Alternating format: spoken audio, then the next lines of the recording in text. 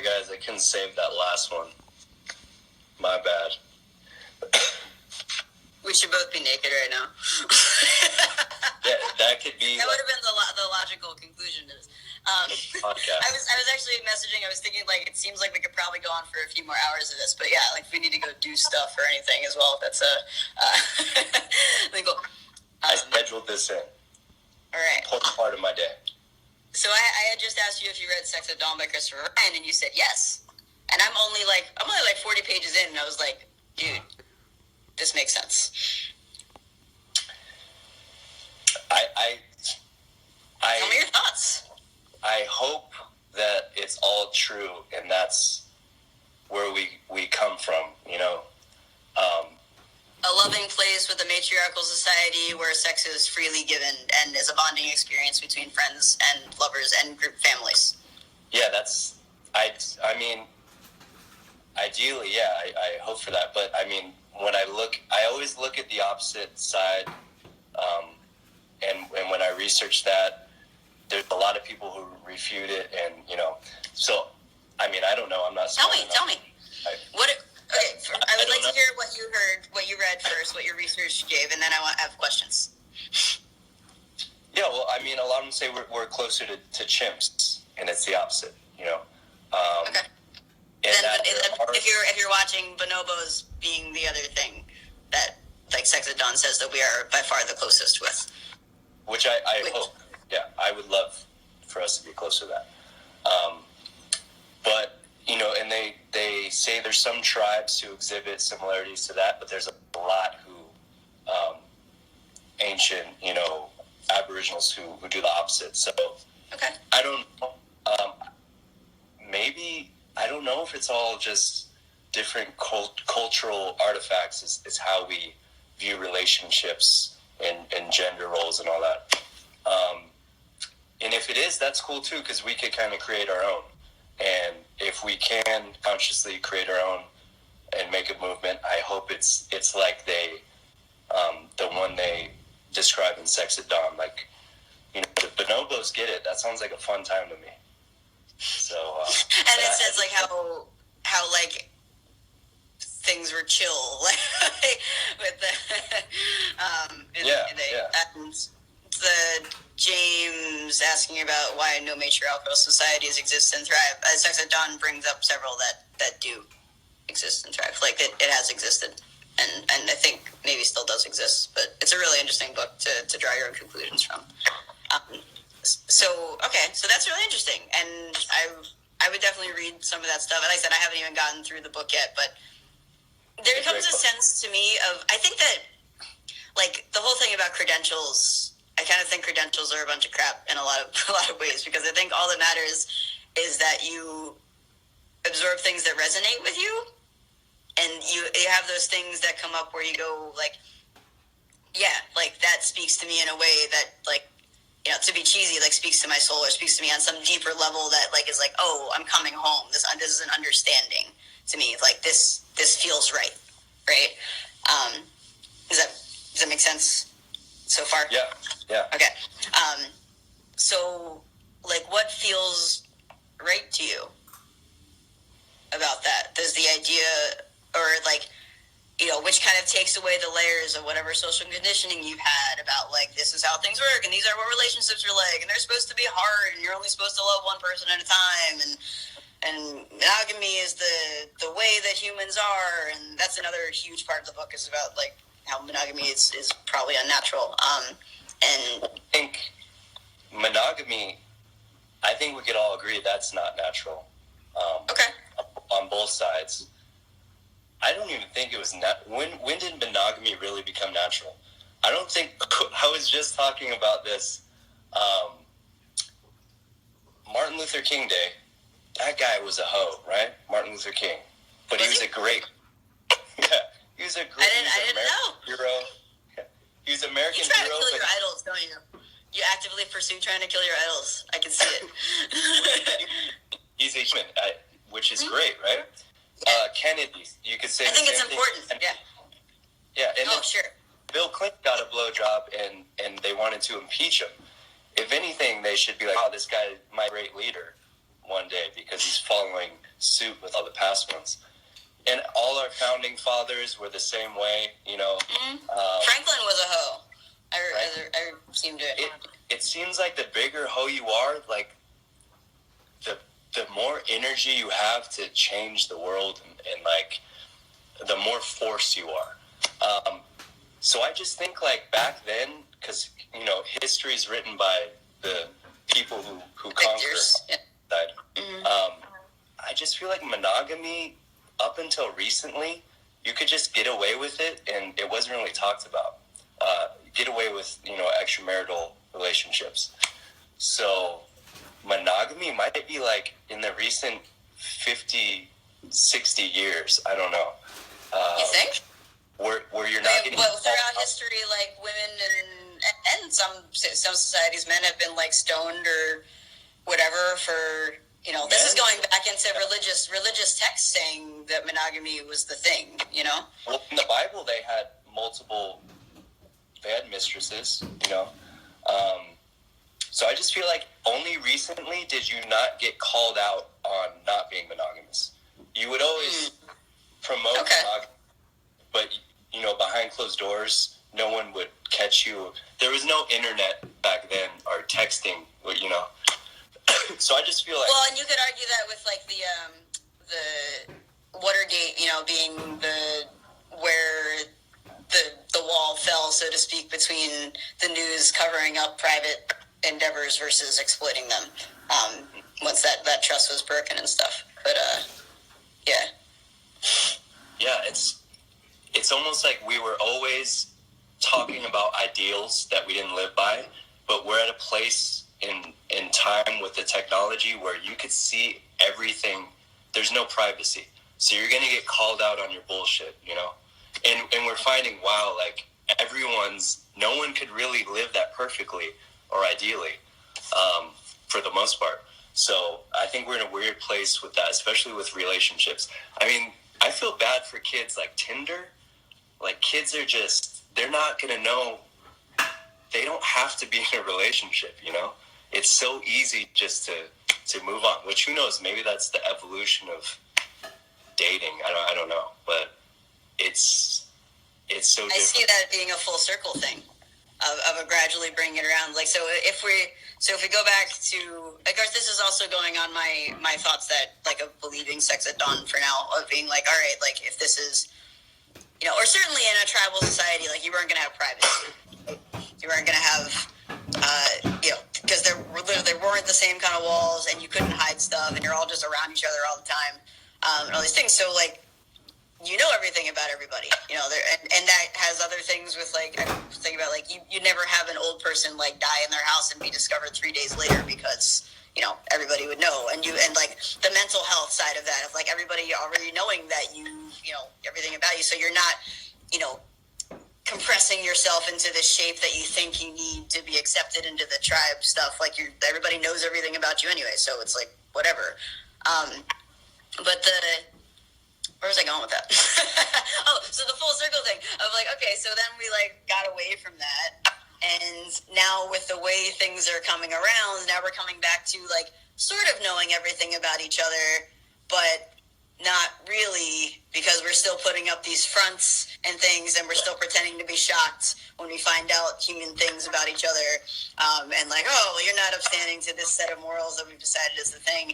And then you mentioned Sam Harris and, like, the whole, like I was thinking about with him, with the, like, the robots are going to be so realistic, we're not going to know the difference sometime soon. I think that is leading to another kind of circular thing of, like, needing to get better and returning to a face-to-face. I know we're, like, on an internet machine right now talking, but, like, being able to determine, like, cues and things from actual facial recognition or in-person cues, like the energy that you feel off of a person that you're not going to get through a screen, and being able to decipher that, which, I don't know, or maybe we'll get manipulated by the robots and machines, and, like, that'll be, but, like, would that be bad? I don't know, if you're still happy. Yeah. But, and, like, having, and I also think that what is going to eventually bring us full circle into some kind of being forced to trust our own judgment on things as much as we can, because we literally can't trust anything else. So we're like forced to return back into trusting of our own instincts about things, because everything is fake. So like, what are you going to be left with besides your own? I don't know. Well, Google will be able to tell us what our judgments are going to be. So it'll just automatically decide for us. I'm going to be so happy when I don't have to think anymore. Man. Okay. When I am as obsolete as possible as a human.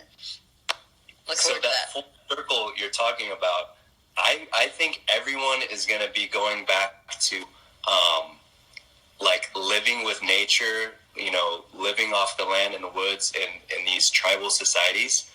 But we'll be doing it all hooked into like a program because there will be no nature left in the future. But I was just in this simulation, we're going to be living it. I was just on a Skype with somebody right before this where we were talking. She actually lives on the Azores Islands in the Atlantic, like between here and Britain. And she was saying, like, we were just discussing like how people are all attracted to those natural settings. Like, your screensavers and your calendars are all based on like, oh, look how pretty this natural setting is and stuff. And yet we're spending so little time in it. Is interesting. Like, we're all intrinsically attracted to them and yet don't seem to like do anything about it. Well, this is what I was getting at with the whole sexual energy thing. I think we're attracted to nature because we're removed from nature. So it's almost like, we have that attraction to something we're missing. It's because if you think about it, when we all lived in nature and there's nothing else, we probably didn't like. We weren't like, let's go to nature. In order, when someone first painted a portrait of nature, and they were like, "Oh, that's picturesque," that's because you're seeing something that you didn't see every day when you looked outside, right? So I think the further you get away from it, the more you romanticize it, in a way. Sure. Yeah. Yeah. I think sexually, like we were talking about, if everyone's just walking around naked, that's what scares me is, oh man, will I not be, maybe we won't be obsessed with like, it's normalized, which is a good thing in a way. But there's always, there's always going to be something that you're interested in though, right? Like I see a loose parallel to that of like the idea of being afraid to share your ideas because you're afraid you won't come up with any better one. But you're like this infinite being, right? That's going to be able, there's always in new situations every moment of every day. So you always have new things coming up. So like, if that right now is like, let's say that you identify like that sexual attraction as being like the height of personal experience right now, like there will be something else that is your height of personal experience, or that may maintain at that. Like, you don't know. Right? But like, it's not like you're gonna take away your favorite cookie and you can never have it anymore because somebody burned the recipe. Like you have like, something else. But if you tell me I can't have a cookie, I'm gonna fucking love that cookie when I get it. Cookie. Oh my god. That's true. Well, I mean, you've talked about on your stories before. I messaged you about that. Like, if you'd be willing to discuss like you're consciously avoiding masturbation. Is this correct? Are you okay with that? Really? Like, you seem like an open... Why not? Yeah. Well, sorry, you're welcome. So my little background with that is I stopped... There was a year where I stopped having sex for a year. I went abstinent for a year. And then after that, I tried to stop ejaculating, orgasming for a period of time, and that got really weird. And wow.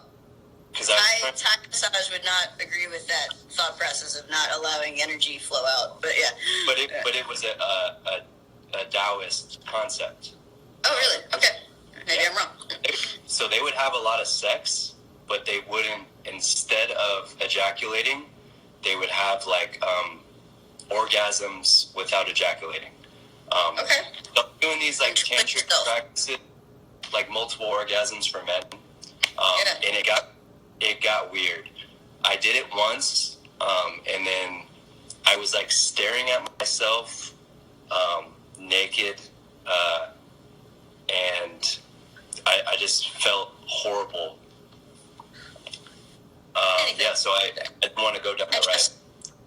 Sorry, one second. I trust you to get anything, and I love all food, so I love you. Yes, thank you. I like chicken. My friend's getting food. Yes. Anyway, I'm sorry. So you I was just talking. Practice at multiple orgasms from talking about orgasm and ejaculating. So, anyways, I lost the magic after that point. I was like immediately disinterested in sex. I was like, this is disgusting. What am I doing? And so it freaked me out. So I was like, I don't want to practice this anymore. So I went back to normal and then just stopped watching pornography. And that led to me naturally, I stopped masturbating. And then I brought that up, I think, on Instagram. And I realized that I sounded, a lot of these people were like, yeah, like no fap, like, yeah, like stop doing it. And it was getting really like culty. And I was like, maybe I should start masturbating a lot. So I just, I went the opposite way just to put myself in check.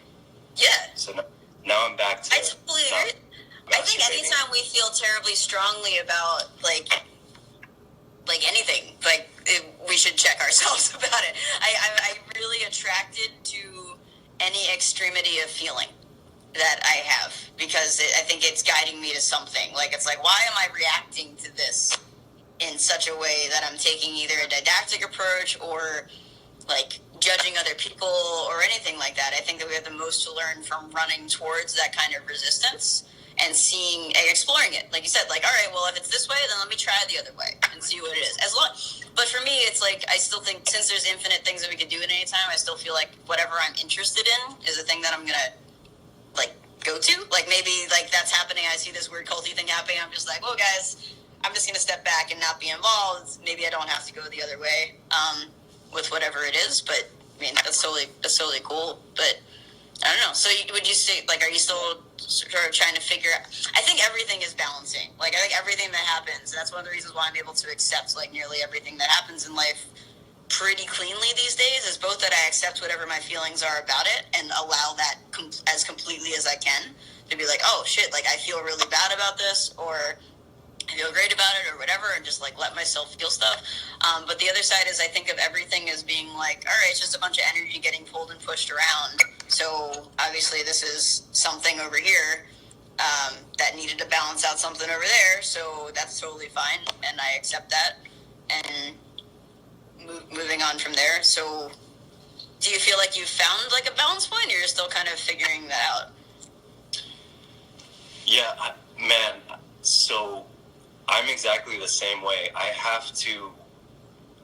go to an extreme, and then I hit a wall, and then I'll go the opposite extreme, hit a wall, and I'll kind of, that's the only thing that wakes me up to seeing they're both just two sides of the same coin.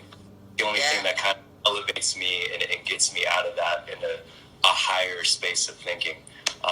That's really the only way I've ever learned, was from hitting rock bottom. Experience. Okay. Just going all in and not listening to what people told me, like, you know, be cautious and take the middle road and blah, blah. I have to find out for myself. And no wonder you like Ryan Orica. Yeah, like even with injuries, like you were talking about before, I needed those injuries. I needed to hurt myself to realize, you know, that I was going so far an extreme in one direction. So yeah, I mean, that's just the way I learned. The people around you are reflections of what you are, right? So thinking about that relationships thing, so many people talk about like crazy ex or whatever, like, man, that was something you were going through at the time. Like, and if you like love yourself or accept yourself, you have to like love and accept the reflections you see around you of yourself. Mm-hmm. And that takes you to another place once you do that. The longer you resist it, the longer you tend to do it. It's like fighting a riptide. You know, like if you keep fighting against the current, you're just gonna stay in it and maybe die. You know, but as soon as you like let stuff go, then you have, you know, the option to, you know, learn something new about what's happening, or like really, you know, stop. When you stop fighting, it kind of takes you to where you need to go, is what I feel like. Yeah, and it gives you empathy for other people in those situations. Yeah, absolutely. Instead of trying to fix them, you know, maybe they need to be pushed in that direction. And they're not broken. It's just that's where they're at. Going back to the mobility side of things, like, that's everybody thinking that they're broken and shit. You're like, man, you can always change. You can change on every level of existence. You can change mentally, physically, spiritually, metaphysically, whatever. Like, you're an ever-changing moment. You are the stream. You know, like, it's not like you're stuck in any one thing, whether that be mindset or how big your muscles are, along those lines. But you do have to do something to enact that change. I guess the world happens around you regardless if you don't. It's just whether or not you choose to notice it. And yeah, as I get older, more How old are I'm you? going towards an extreme. 30, 31. I'm 30. I'll be 33 this year. So same team, pretty much. Thanks, Mom. Mom was from Hong Kong. Okay, that's why. Got those good genes. Yeah. But then one day you're just gonna look like you're 60, like you're 80. It's great. Overnight. I actually hope that I get white hair overnight, and then I'm gonna look like a superhero. It's gonna be awesome.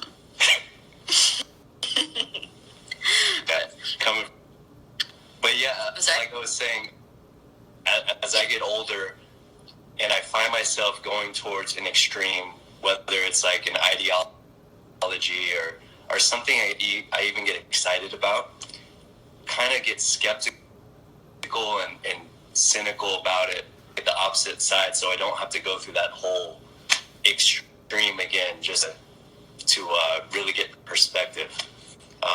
So yeah, and I don't know if that's healthy, to be honest. Anything that I enjoy, I automatically am skeptical, afraid of, that I'll get addicted or dependent on it. So that, yeah, I think that prevents me from enjoying things, experiencing things sometimes, just being too cautious. But yeah, it's from that experience of going to the extremes, I'm now trying to not go too far either way. Sounds like, what do you think about that? Were you saying that, it sounded like you were saying that instead of needing to go to both extremes, you can now go to one and then from that perspective see the other one without necessarily needing to experience it?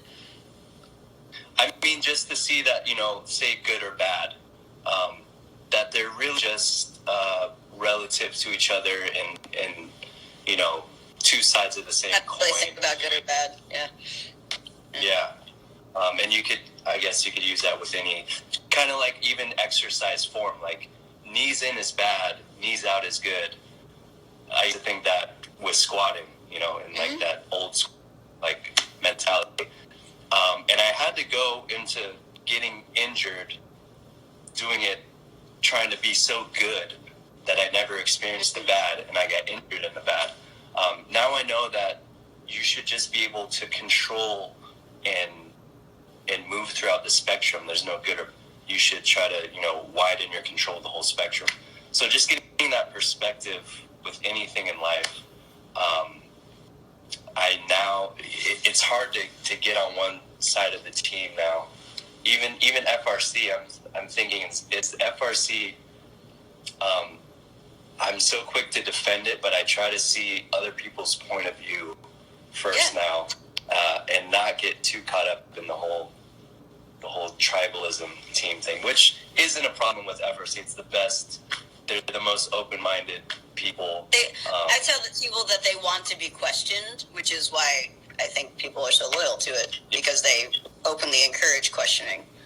Whether or not people always engage it, because I think it is easy to get in that mindset, and like maybe in the group people hold back because they're afraid of being singled out as like, no, this is the greatest thing ever, or something like that. But I hope that people do come forth with questions frequently. I know certainly at the certifications they do. Like, they're all about, like, you know, yeah, let's hear what you have to say and go with that. And once you're in, yeah, I hope people don't lose that thought process. But it seems like everybody kind of wants that to happen. That's how Dre's built the culture. It's super it's not culty at all. You know, there's an open dialogue and it's always growing. So there's nothing like that out there. He doesn't even want publicity. Look at the guy. Yeah. Like, so, I mean, what do you think, or have you thought about, like, my question to you, I guess, would be, like, are you afraid that you'll never feel that good again? If you allow yourself to feel, like, maximum pleasure, whatever that means, like, instead of reining it in, like, if you let yourself go, are you afraid that you'll get to a point, like, where then you'll be afraid of the potential to lose that feeling? Yeah, I get. This feels like I'm getting free therapy right now. Thank you. Yeah. All of my friends won't be surprised by these questions, but I think maybe it's because I have a addictive personality, classically. So yeah, I'm afraid that I could take something good and abuse it and become dependent on it, and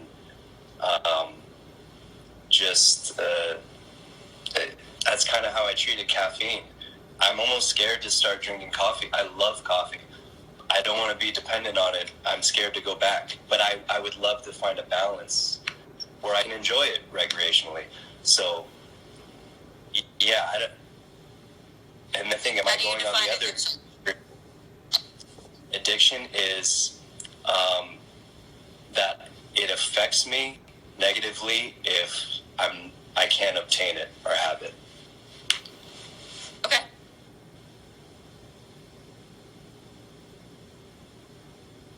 I guess there's a lot of degrees of that. Yeah. And I've had conversations very similar to this with my brother about social engagement stuff, with, like, you know, being afraid that, you know, if you feel good around people, then what happens if they take that away, and how hurtful that would be. And, like, I mean, the feeling still comes from inside of you, like, is where my head's going right now, with, like, thinking about, like, you're trying. I mean, all of the addiction stuff is, well, I like the thought process of addiction being something that is trying to create a certain feeling inside of yourself. You know, people get addicted to cigarettes not necessarily because they love. It's not the cigarette. It's, like, trying to solve a problem of, like, you know, not feeling relaxed or whatever, or, like, and needing a distraction from their lives. You think of drug use and stuff like that too, like all those things about people coming back from Vietnam that were, like, they were doing heroin all the time because you're in, you know, the jungle, possibly having to kill someone or having someone kill you, and it seems like a really great idea to try to escape that using some kind of drug thing. And then they came home, and, like, most of them did not stay addicted because they came back to a supportive family environment, you know, or a supportive, like, social structure of things. And I think that supportive social structure is absolutely the default thing that is missing most universally around people, and it's the source of almost every addiction, is a seeking of connection with people, with other people around you, and feeling that connection to self, kind of growing that out. So, like, the more you deny what you feel inside, the less you're going to be able to connect with other people too, because you're stopping yourself at this level. And and how can you connect to anybody deeply if you don't even know what this looks like, right? So you're stopping your ability to connect with people past whatever level you've accepted in yourself.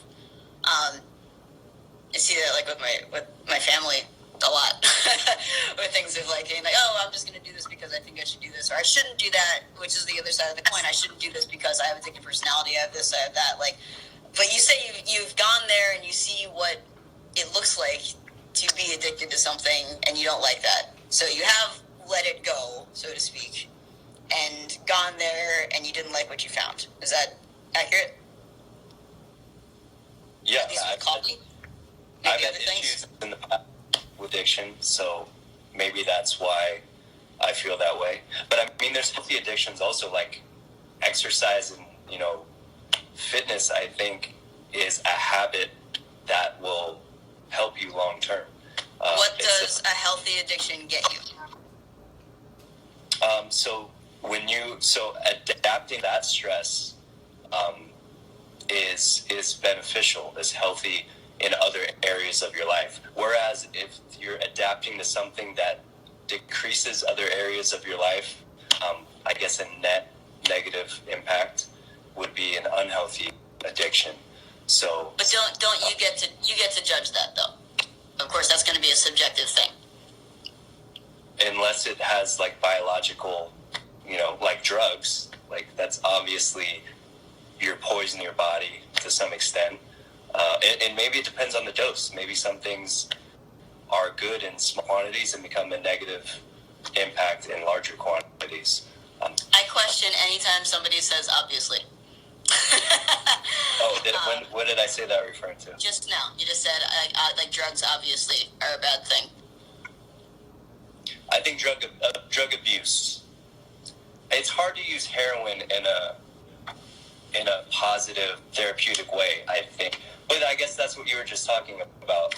I remember the video you showed too about that, where they had the vets come back home, reintroduce society, and they stopped using the drugs. So it was actually, they were self-medicating. So I think of everything as like the default of humanity as being a loving social place.